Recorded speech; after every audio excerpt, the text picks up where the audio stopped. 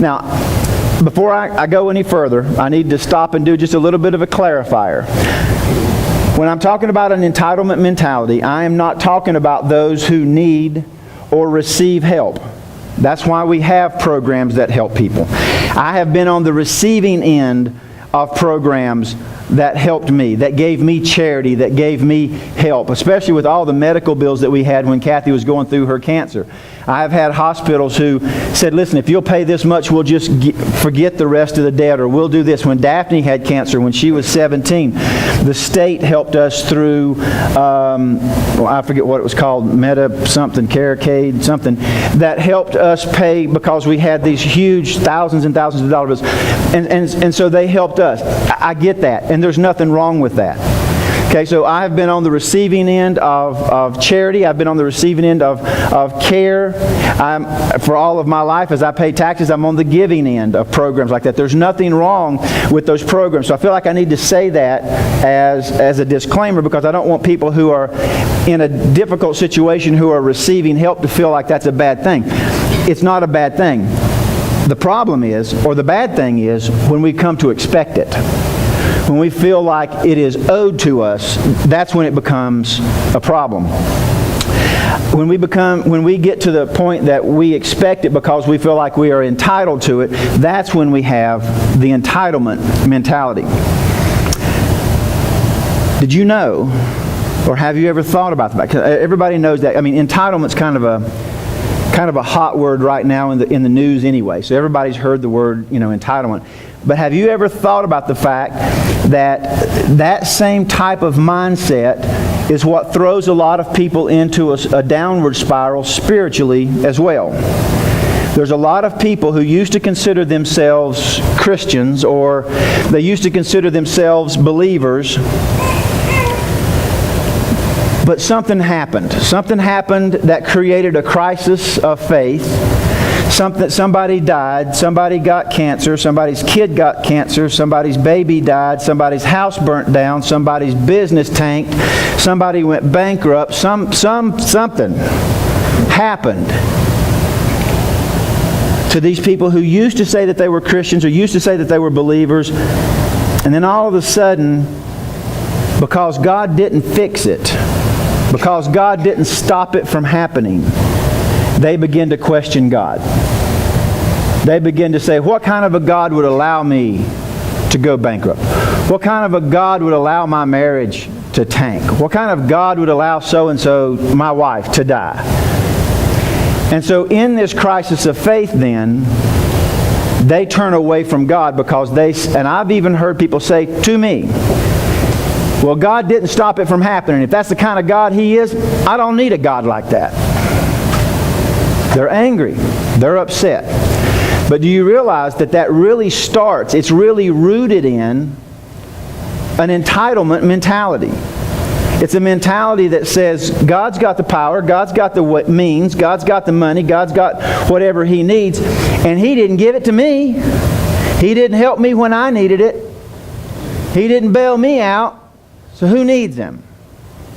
So that really becomes a part of a spiritual entitlement where we feel like God owes us. So how can we get past that? Because there's people in this room tonight who feel that way.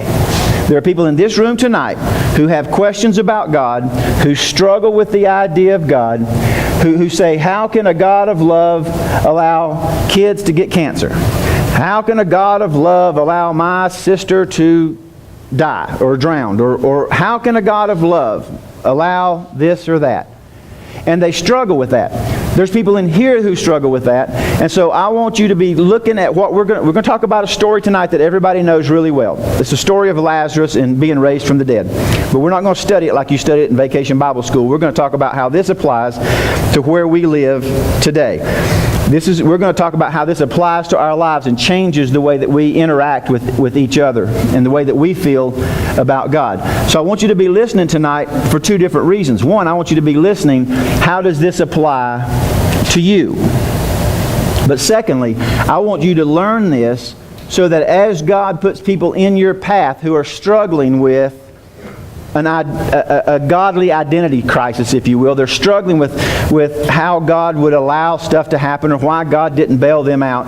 I want you to be able to help them, because there's a lot of people outside these walls, as well as some people inside these walls, who are struggling with that, and I want you to be able to help them. The answers aren't easy, but there are answers.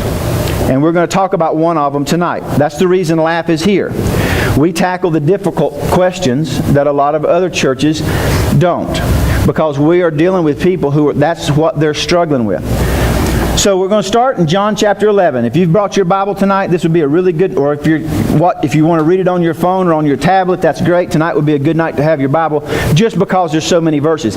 We're still going to have them all up on the screen. And it's a very familiar story. The problem with a familiar story is once you say, oh yeah, I know that story, and then I can hear the switches turn off. Don't turn me off, because you've heard this story, but I bet you've not heard the aspects or the facets of this story that we're going to talk about tonight. There's a lot to learn here. And there's still a lot of confusion, even among Christians, as to why God seems to answer some questions and not others. Why God seems to answer some of my prayers, but not others. This story tonight will help you understand that. So John chapter 11, starting in verse 1. Now, a man named Lazarus was sick. He was from Bethany, a village of Mary and her sister Martha. Now, this is the same Mary. Now, this is in parentheses, but this is actually in the Bible. This Mary, whose brother Lazarus now lay sick, was the same one who poured perfume on the Lord and wiped his feet with her hair. So you'll remember that she comes from a very sordid past.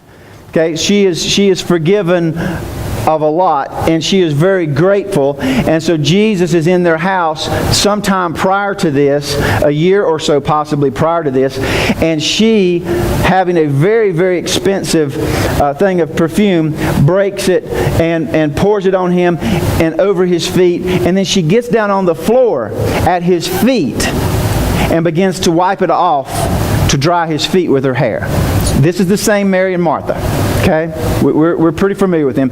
There's several Marys in the Bible. There's 5 that we know of well, and the writer John is wanting to make sure that you understand that the Lazarus is the brother of that Mary and Martha. Okay. So the sisters sent word to Jesus, who was not in their town. He was in a town down the road, a few miles away, and said, "Lord, the one you love is sick." That's the request. Lord, the one you love is sick. So what is the assumption of Mary and Martha, who are friends with Jesus?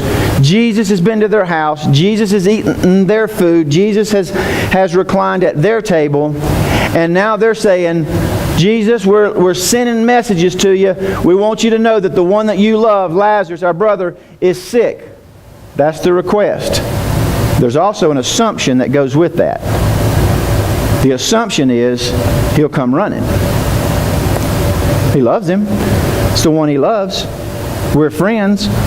He's got the ability. He's healing everybody else everywhere else he goes. So the assumption is we make a request, he's going to come running, right? Let's go to the next verse.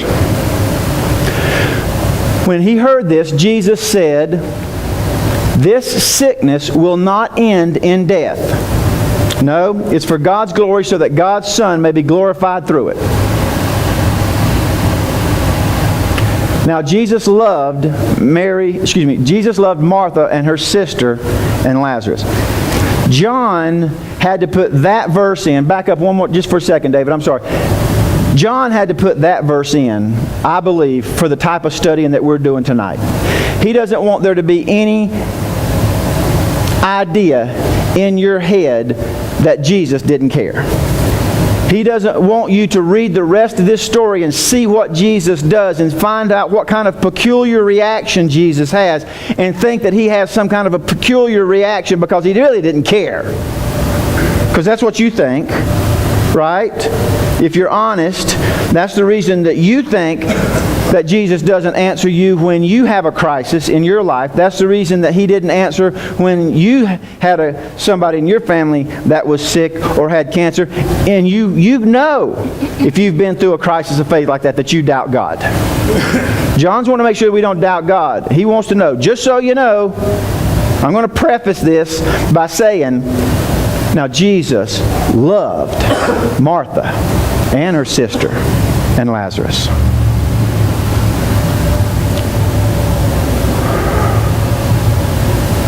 So when Jesus heard that Lazarus was sick,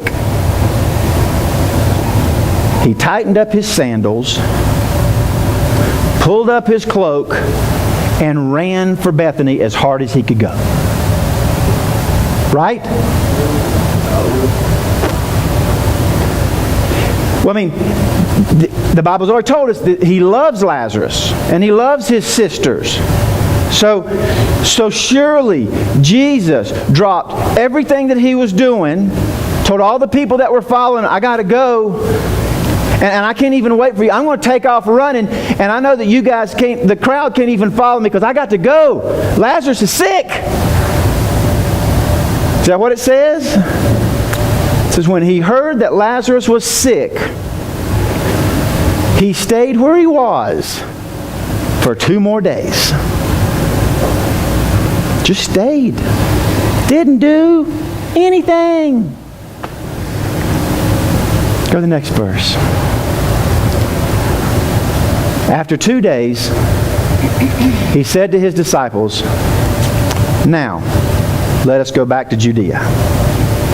He waits 2 days. Now it's time to go back to Judea.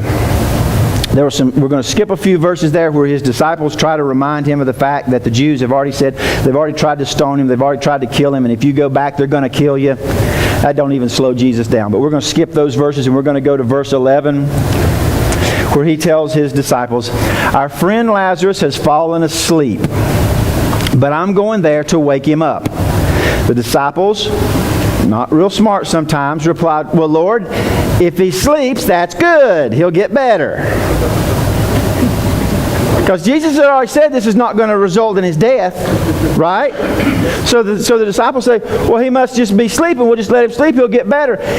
But Jesus had been talking about, Jesus had been speaking of his death, but his disciples thought that he meant natural sleep. So Jesus has to be more blunt with them, and he says in verse 14, so he tells them plainly, Lazarus is dead. Lazarus is dead. And for your sake, I'm glad I wasn't there, so that you might believe. But either way, now let's go to him. Lazarus is dead. Well, no, wait a minute. What about that whole promise thing that he made about this wasn't going to result in death? What about that whole promise thing, God? You made us a promise. You said Lazarus wasn't going to die. What about that? See, that's the kind of confusion that we have when we go through a crisis of faith. And we don't know the whole picture. We don't know what all God's working in the background. We don't know why He's even doing what He's doing. And we're clinging to and hanging on to little bits and pieces of promises that we don't even understand. He didn't say that Lazarus wasn't going to die. What did He say in verse 4? Jesus said, this sickness will not end in death. No, it's for God's glory, so that God's Son might be glorified through it. They understood that to mean that Lazarus wasn't going to die. Jesus didn't say Lazarus wasn't going to die. He said this story isn't going to end with Lazarus being dead. Okay, so this brings us to the first point, I believe.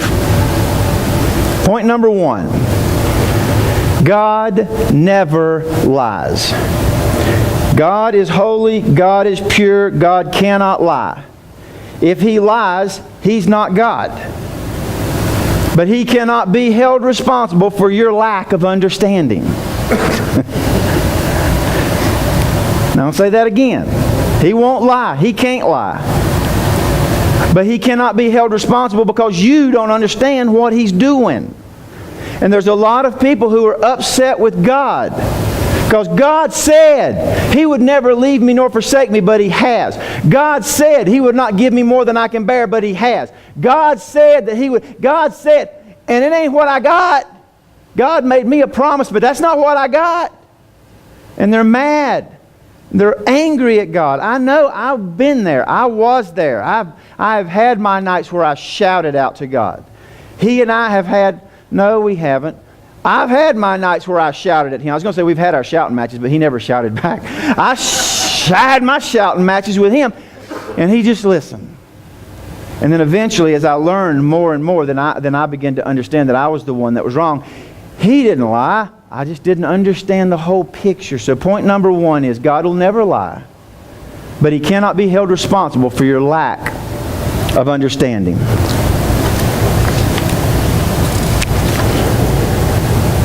Jump into verse 17. On His arrival, Jesus found that Lazarus had already been in the tomb for 4 days.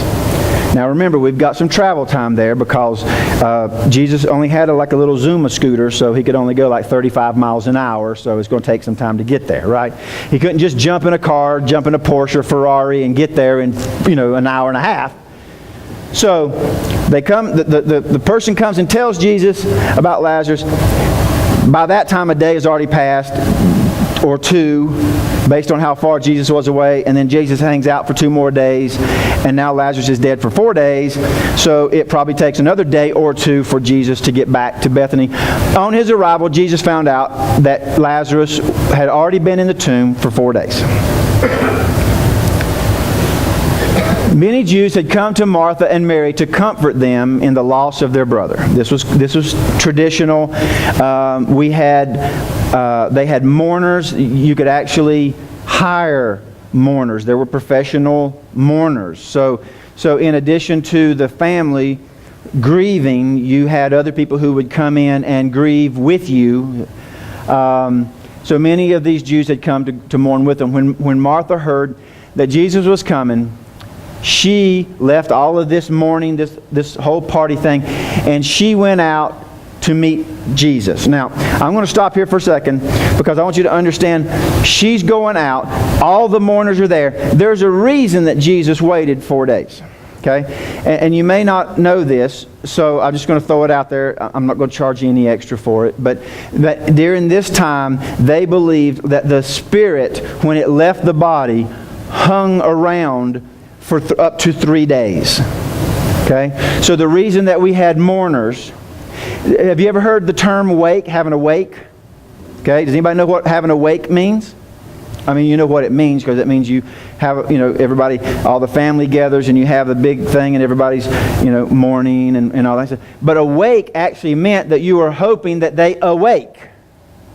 Because they felt like, even back then, that the spirit hung around the body for up to 3 days. So if you brought in all the mourners and you made a lot of noise and you had a lot of wailing and the body and the spirit saw how upset you were, there's a chance that they'd come back into the body and wake up. You would think after a couple hundred years that they would figure out that never actually worked, but they didn't. I believe that the reason Jesus didn't wait 1 or 2 or 3 days after Lazarus was dead, but 4 days, was because He wanted them to know, even if you believe that the spirit hangs around the body for 3 days, it's been 4 days. He didn't just wake up. He wasn't in a coma. He was dead. Okay? So now Martha leaves all of this wake, all of this party, all this morning, and she goes out to meet with Jesus. But Mary stayed at home. How many times, how many people in here have read this story like 100 times in their life? How many people have ever noticed that last little phrase that says, but Mary stayed at home? Why do you think that she stayed at home? Why would this girl who had been forgiven of so much, this woman who loved Jesus so much, this woman who would break open a thing of perfume that would have cost a year's wages and just pour it on Jesus' feet and then humble herself to get down on the ground and dry his feet with her hair, why did she not go out to see Jesus? You know what I think? I think she's ticked off. She's mad. And we're going to find out why she's mad in a minute. But I believe that she stayed there. There's no doubt she knew that Jesus was coming. There's no doubt that she knew that that's where Martha was going. And she stayed at home. And this is where I believe that a lot of people that used to call themselves Christians or used to call themselves believers, I believe this is where they find themselves. They were all about Jesus when He was forgiving them. They were all about God when He was giving them what they wanted. They were all about God when He was making their life better and giving them purpose and giving them joy. They were all about God. But let God let them down one time. Let some situation, some crisis in their life happen where God didn't come through the way that they thought God should come through. They'll just stay at home. I ain't going back to church. I don't need to learn about a God like that. I don't need a God like that in my life. Now, I'm throwing a lot on to Mary right here. But I don't think it's that out of context. Shift the scene back to Martha. She's now with Jesus. She says to Jesus, "If you had been here,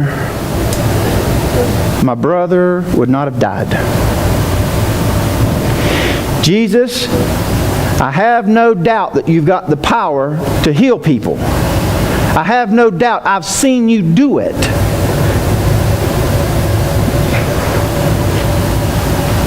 And if you'd have been here, he wouldn't be dead right now. That's what she was saying. She wasn't saying, "Oh, Jesus, if you had just been here, my brother wouldn't." She's mad. She's mad like Mary's mad. She's just more vocal. She's going to Jesus and she's saying, "If you would have been here, my brother wouldn't have died." Read between those lines. Are we not friends? Do you not love us? I know that you've got the power. I know that you can. There's nothing more frustrating for us as humans to have somebody in our life who we know can help us, and they won't. There's nothing more frustrating than having a rich uncle who's got millions of dollars in the bank, and your house is being foreclosed on, and he ain't coming to bail you out. That's frustrating. Your uncle don't owe you anything. Jesus don't owe you anything. But we have an entitlement mentality. She has an entitlement mentality. Jesus, you have the power to fix this. And you wouldn't even come. If Jesus was another ordinary guy, if he was just another person like all the other mourners that were back at the house that had absolutely no power over sickness or death at all, she wasn't mad at any of the mourners because they couldn't bail her out, give her what she wanted. But Jesus had that power. Jesus had the power to heal. And he didn't. What do you do with that? If you'd have just been here, Jesus. If you'd have just come when we called you, my brother wouldn't even be dead.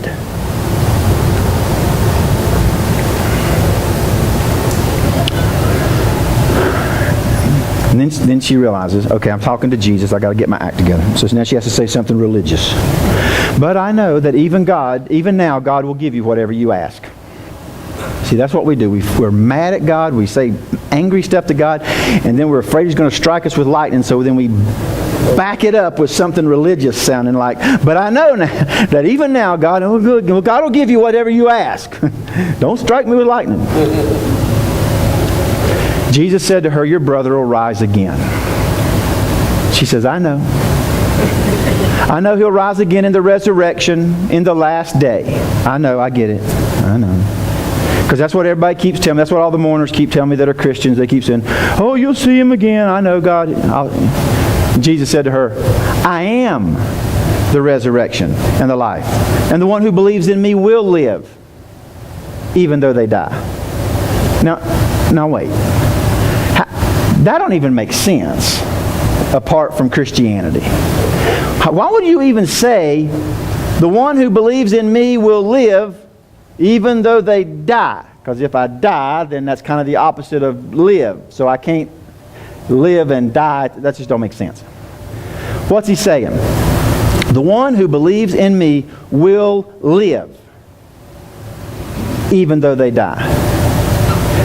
Because we talked about this a couple weeks ago in the happily ever after. Remember that you have an eternity waiting on you. And how you spend your time from cradle to grave is hugely important in the hereafter. What you do between cradle and grave determines how great your happily ever after is going to be. So those that believe in Jesus will live, especially when they die. Because man, we work here, we live here, we toil here, we sweat here, we get by here, we hang on with white knuckles here sometimes. But there'll be a day when we die, and happily ever after starts that day. And when we know that this life doesn't end. People tell me, sorry that you lost your wife. I didn't lose my wife. I know exactly where she's at. Okay? I'm a little jealous because she started happily ever after before I did. She's experiencing happily ever after. I'm experiencing cradle to grave. I've got a lot of work yet to do. Okay? That's how. When you don't fear death, when you know that God's got a plan for you, when you know that He has got something important for you to do, that's how you can live even though you die. Next verse. Now, I wasn't waiting for the amen. I was waiting for him to go to the next slide. But thank you. I appreciate that. It's very churchy of you. And he says, whoever lives by believing in me will never die. Do you believe this? He asked her. Yes, Lord, she replied. I believe. I believe that you're the... Now, this is her churchy again. Okay, this is her religious answer. Yes, Lord. Because she knows now. She's getting called down for fussing at Jesus. Okay, she's probably feeling a little bit guilty. She says, yes, Lord, I believe that you are the Messiah. You're the Son of God who came into the world. And after she had said this, she went back. And she called her sister Mary aside, and she said, the teacher's here, and he's asking for you. When Mary heard this, she got up quickly and went to him. Now, Jesus still hadn't entered Bethany, the village of Bethany yet, but he's still at the same place that Martha had met him. So, Lazarus has been dead for 4 days. Jesus still ain't in a hurry. Because Martha meets him outside of town. And then, has her little conversation with him. And then she goes back to Bethany and tells Mary that you need to go see Jesus. And so Mary then gets up with all of her mourners and she goes out to see Jesus. And Jesus is still not in Bethany. He's still not in a hurry. Have you guys ever felt like you're really struggling and God's just not in a hurry? Yeah. Have you ever felt like you got stuff going on that you just think is urgent and important and you're praying about it every day and God is just not in a hurry? Okay? He wasn't here either. Lazarus was dead, good and dead. 4 days dead, wrapped in cloth and putting and stinking. We'll get to that in a minute. And Jesus is he's still not in Bethany yet. So the Jews who had been with Mary in the house, comforting her, noticed how quickly she got up and went out, and they followed her, supposing that she was going to the tomb, which was generally outside the city. They assumed that she was going to the tomb to mourn. When Mary reached the place where Jesus was, and she saw him, she fell at his feet and said, Lord, if you had just been here, my brother would not have died. She says the exact same thing that Martha said. Why? Because it's our mindset. She says the same thing. If only, Jesus, if only you would have been here. If only you would have hurried up a little bit. Where were you? Don't you even care? And I'm just going to read between these lines for Mary too, because I'm telling you, Jesus, it's your fault he's dead. There's no way to really read this and not understand what she's saying. What she's saying is, if you would have been here, he wouldn't have died, i.e., it's your fault, he's dead. Because I know that you've got the power to fix this, and you didn't even come here. It's your fault. And now she's crying. She's hurt, like some of y'all are. She's mad, like some of y'all are. She doesn't understand, like some of y'all don't. And in all of this, she's crying. Jesus sees her crying. And the Jews who had come along with her are also crying. And Jesus was deeply moved in spirit and troubled. Now, just to let you in on what that really means, in the Greek, it's a very unusual phrase. It's not used a whole lot in any of the Greek literature and language and scriptures that we have. When it says that he was moved in spirit and troubled, it means he was ticked off. His spirit was riled up. The actual translation, let's see if I can find the actual translation, was that it made him groan in his spirit. Jesus sees Mary crying. He sees the Jews and the people that are with her crying. And it made him groan in his spirit. I don't know if he did it outwardly, because that would probably be disrespectful to the family. But there was a part of Jesus in the midst of all this crying, in the midst of all this wailing, that went,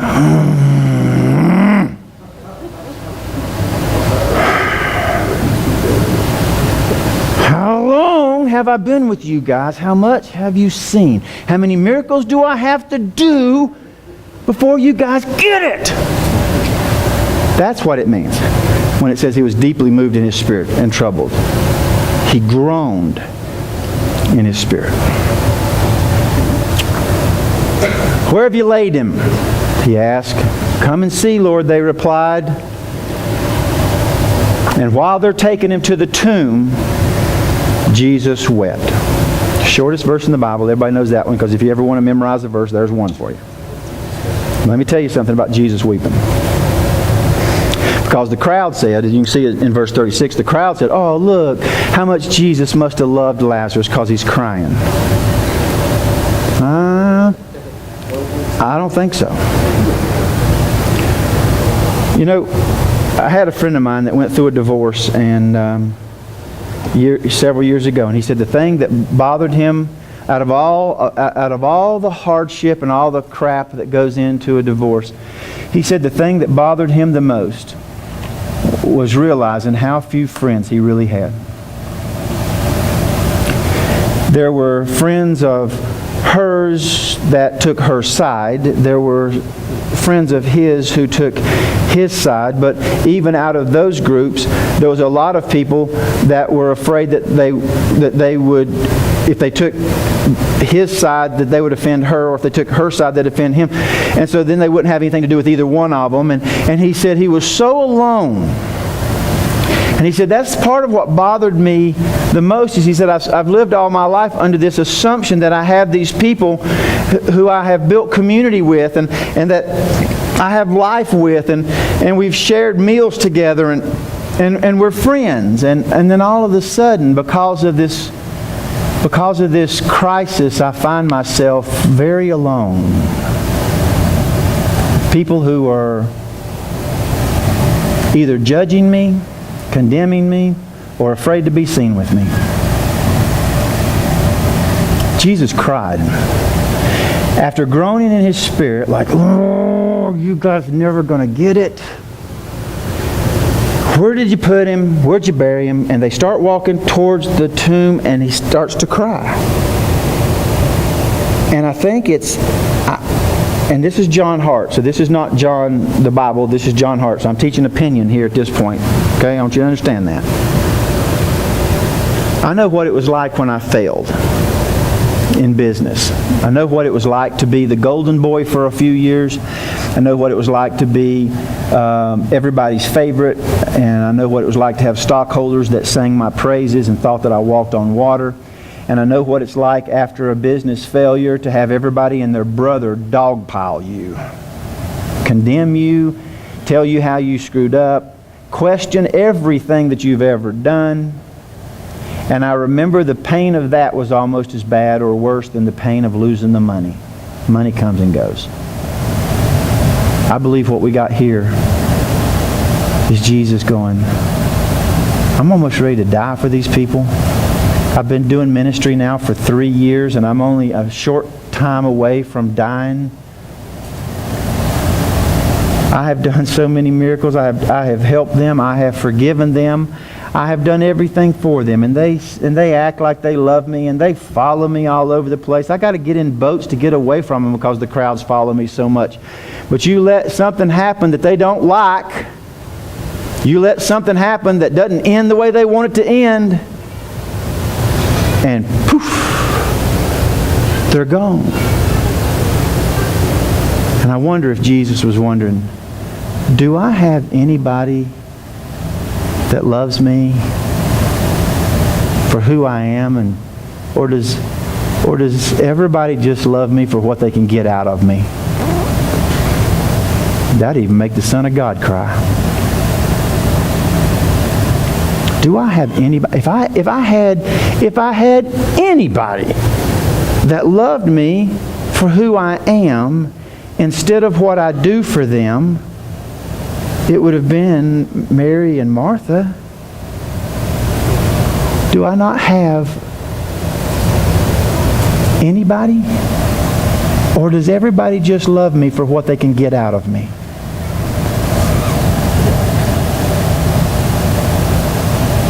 So the Jews said, "Oh, look, he's crying. See how much he loved Lazarus?" I think they missed it altogether. But then some of them, while Jesus is crying, have to do their whole condemnation thing. They were probably members of the local church. And they said, could the guy that opened the eyes of the blind, could they not have kept this guy from dying? They're saying the same thing that the sister said. Hey, this guy's supposed to be so powerful. He's like making blind people see, and he can't even come help his friend get over a sickness. Jesus knows their thoughts. I don't know if he heard them or if he just knew what they were thinking, because a lot of times when he was in crowds and he was being grilled by the religious leaders, he knew what they were thinking. Either way, Jesus once more is deeply moved. Deeply moved. Distressed. Groaning. Sad. He knows what this is all about. He knows why Lazarus died. He knows exactly why he waited 2 extra days. And now he's surrounded by people who are supposed to be his followers that are absolutely clueless. And questioning his motives. Questioning whether he actually loved Lazarus. Questioning why he didn't come earlier. So they came to the tomb, and it was a big cave, which was common in that day. Limestone caves that had been hewn out into the rock, and you put as many bodies in there as you can, and then you roll a big stone over the entrance. And because grave robbers were very common in those days, and a lot of people not understanding the happily ever after, that you can't take it with you, are still bringing with them a lot of the ancient beliefs, even from Egypt, where all the mummies or all the pharaohs had all of their stuff buried with them, so that when they woke up in the hereafter, they would have their chariot. I mean, the hereafter, that's the first thing I want, is a chariot. Anyway, so a lot of these people would have stuff buried with them that was important to them, and grave robbers knew that, so they would just go roll the stone back and steal all the stuff. So they generally put great big stones in front of the cave so that grave robbers couldn't get in there. So here's Lazarus. He's in a tomb, but it's not like a tomb in the ground. It's not like a grave like you're used to. It's out behind some church somewhere. He was in a cave with a big rock over it. And Jesus says, "Take away the stone. Roll back the stone." And Martha says, "Lord, he's been dead for 4 days. He's going to be stinking by now." Okay? Here's point number 2. Do you think for a minute that the God of the universe, who was getting ready to raise Lazarus from the dead, and when I say dead, I mean dead. He wasn't in a coma. He wasn't sick. He wasn't whatever. He was dead. And if he wasn't dead when they put him in the tomb, he was dead by now, because they wrapped him up securely with about 100 pounds of spices like myrrh. He would have either suffocated from the bandages, or he'd have suffocated from the smell of the myrrh, if you've ever smelled myrrh. That's how they wrapped him, to keep him from smelling until they could get him in the tomb and get enough other bodies in there so they could roll the stone. Okay? Because not everybody died on the same day. So sometimes they left the tomb open for a few days and they put different people in there and then they rolled the stone. By the way, I know it's not Christmas, but do you guys realize the significance of the 3 gifts that the wise men brought to Jesus? Remember when the wise men came to see baby Jesus, they brought him gold, frankincense, and myrrh. Did you realize that there was significance in that? Now, we think that there was 3, in all of your little nativity scenes, you see 3 little wise men. There might have been a dozen wise men. They just brought 3 gifts. We just assumed that there was 3 wise men. But there might have been more than that. But they brought 3 gifts.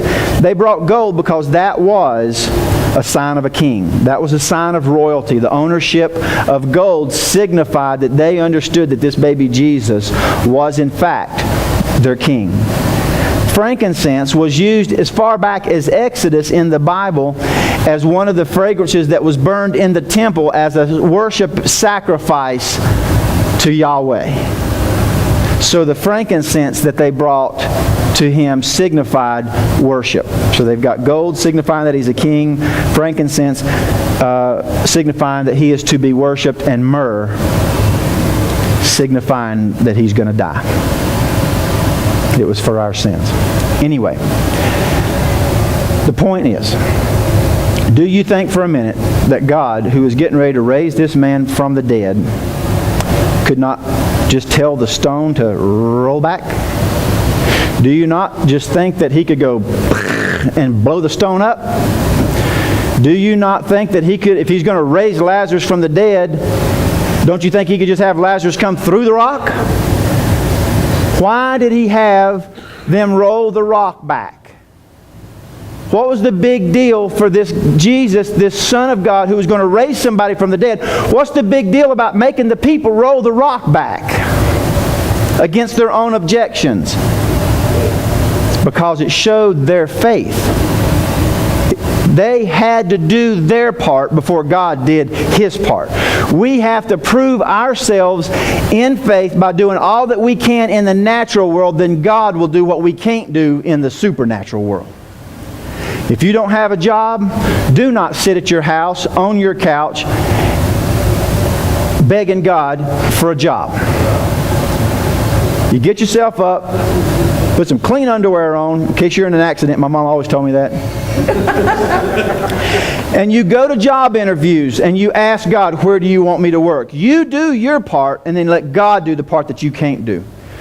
When you're struggling in your finances, you do what you have to do. You sell what you have to sell, or you get a part-time job, or you do what you have to do. And then you have the right to ask God to do in the supernatural what you can't do.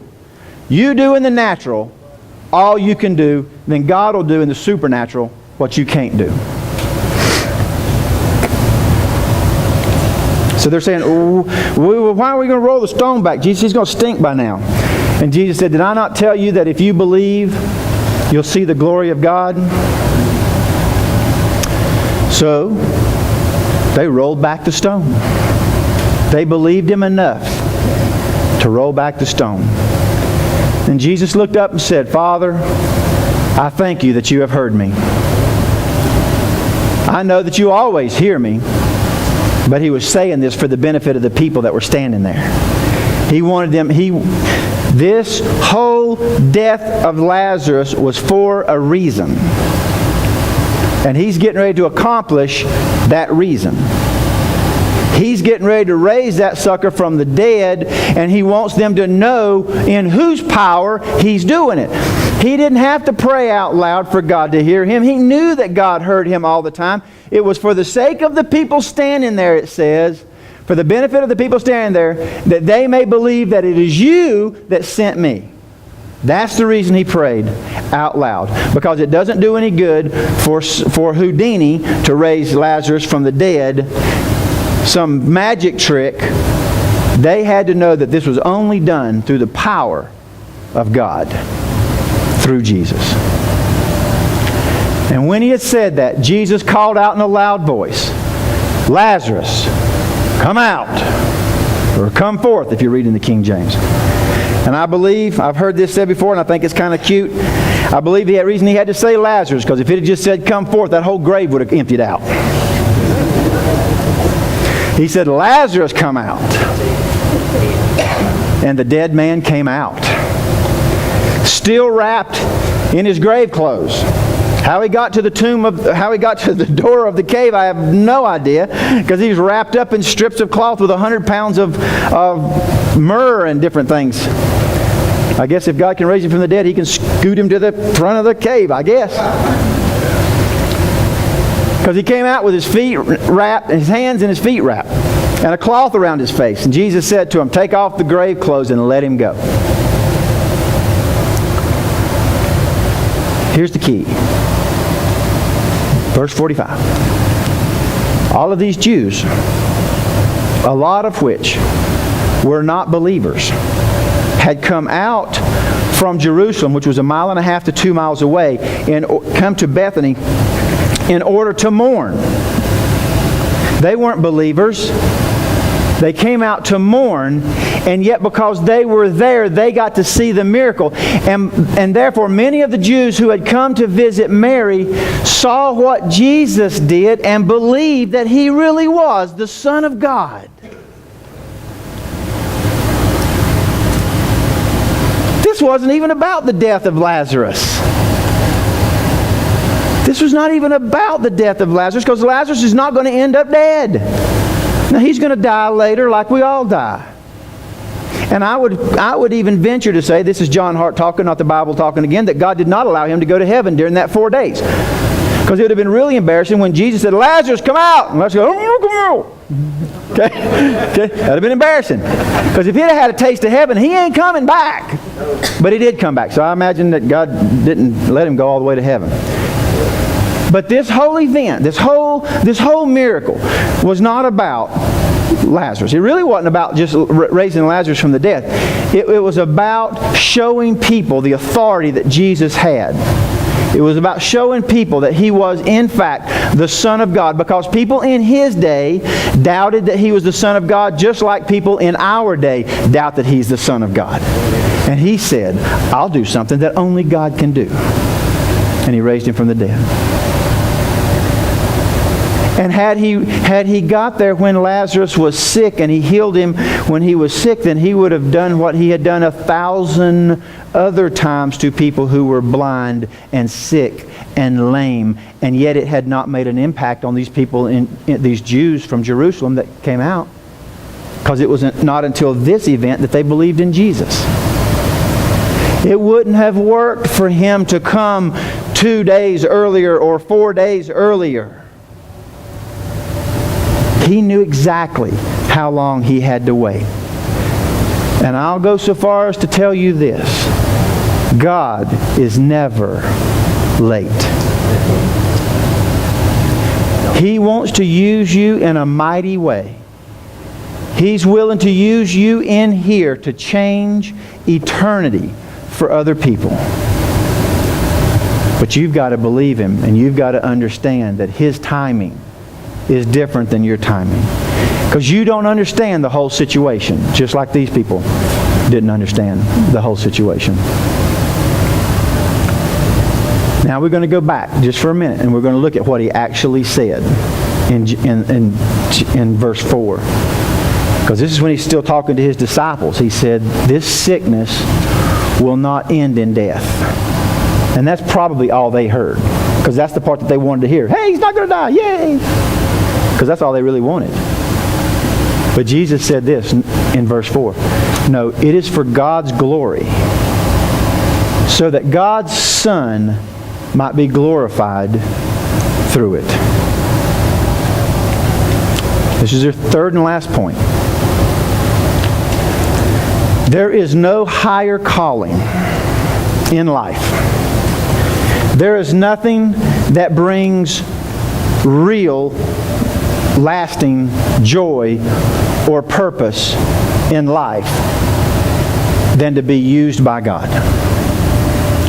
The rest of this stuff is fluff. How much money you make, where you live, who you marry, what you look like, what you drive is fluff.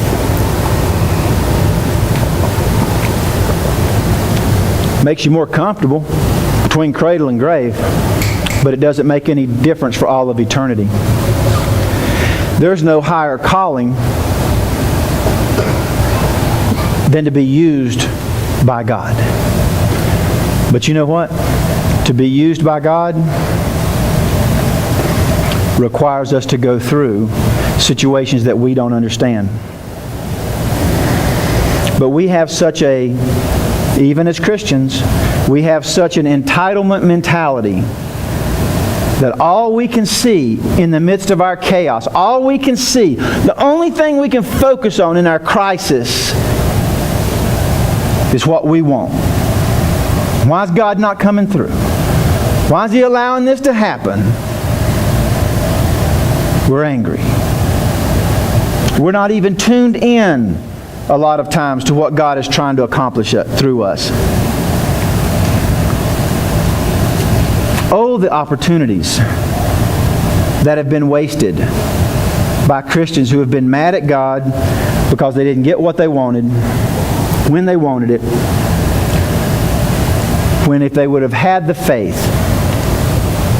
if they would have had a long-term vision instead of short-term vision, they could have changed all of eternity to the people in their lives through that bad situation. But they were unwilling, unable, too mad at God. And so they went through a crappy situation, a crisis in life, and all they got out of it was a crisis in life. No good ever came out of it. How sad. Because there is a higher calling. If you will believe me that God is never late, if you will believe me that God will never waste your time, if you will believe me that He has your best interest at heart, if you really believe that, then there's nothing that can happen to you that is outside of His will and outside of some opportunity that you will have to reach other people for Christ and have purpose and meaning in your life.